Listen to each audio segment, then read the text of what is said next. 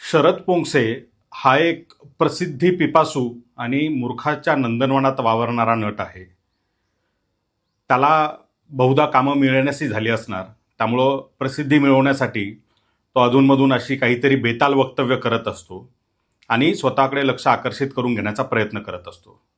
मला तर सगळ्यात महत्त्वाची शंका ही येते की या पोंक्षेनंच स्वतः आत्तापर्यंत मनुस्मृती वाचलेली नसावी. जर वाचली असती तर असं मूर्खासारखं स्टेटमेंट त्याने दिलं नसतं.